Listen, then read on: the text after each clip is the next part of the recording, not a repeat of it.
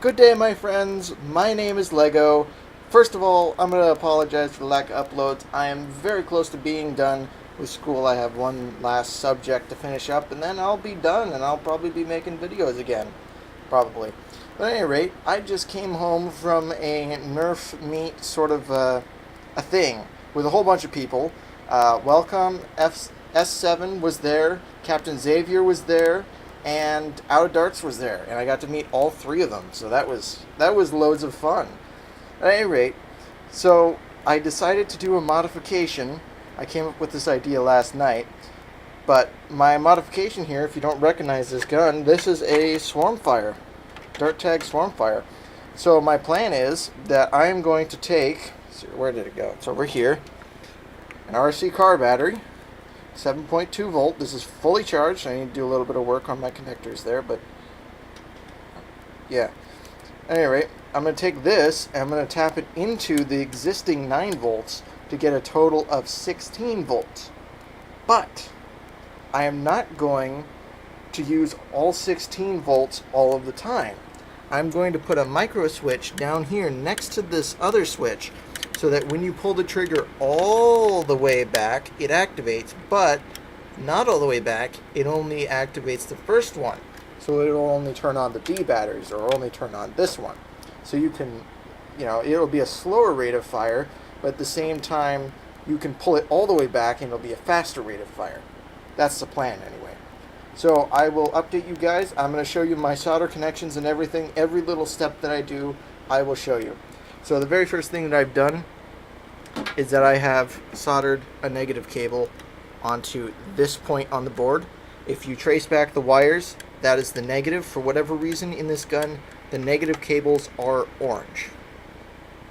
Very strange. But anyway, it's actually marked under this cable. You probably won't be able to see it, but this is actually marked under here as there's a little notch right about there, where the tip of my finger was.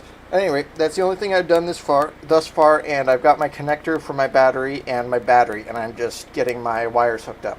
So the next thing I'm going to do is I'm going to solder all my connections, and I'll probably show you test fire of it working. Oh, and I'll probably glue the switch in right here. I'm going to use hot glue for that. So don't worry about that. Okay guys, so this is as far as I got. I know I said I'd do it step by step, but I figured I'd just tell you what all I did at the very end. So, this is now running on 2 nickel metal hydride 7.2 batteries here. Rechargeable, of course. And these came out of RC cars at one point. And there's a little connector here. Yep. So I removed the battery tray in order to do this. That's the inside there. And I had to trim down the bottom here to get that to fit, which I didn't file it down or anything, which I probably should. Okay, so as far as the 2-speed thing, this board does not like 2 speeds for whatever reason. It just won't do it. So what I ended up doing was what I did, which was hooking in the new connector and putting this battery in.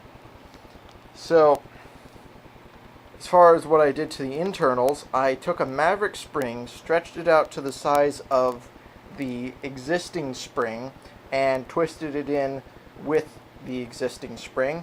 So that gave it a little bit more punch. Now it's shooting a good 30 feet, which before it would shoot 25. So that increased the range a little bit, not a whole lot.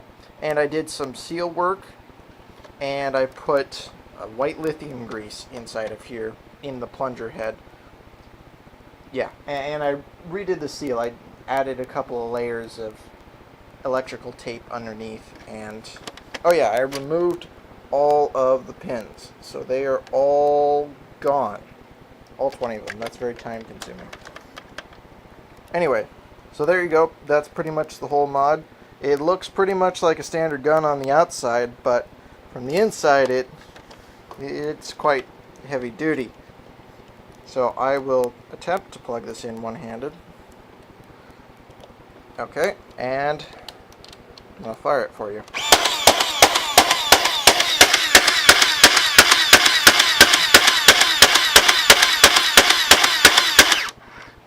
Yeah, so I didn't really speed it up at all, but it's got a little more punch. So to be honest, this battery thing that I did, probably not necessary unless you're going to put a way bigger battery altogether in there.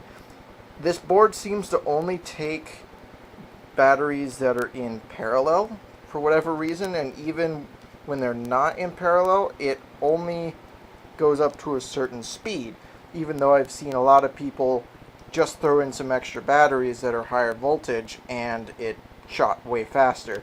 So what I think the key thing is to do with a gun like this is to just simply put in higher current or higher wattage batteries. So that pretty much wraps it up. And yeah, thanks for watching.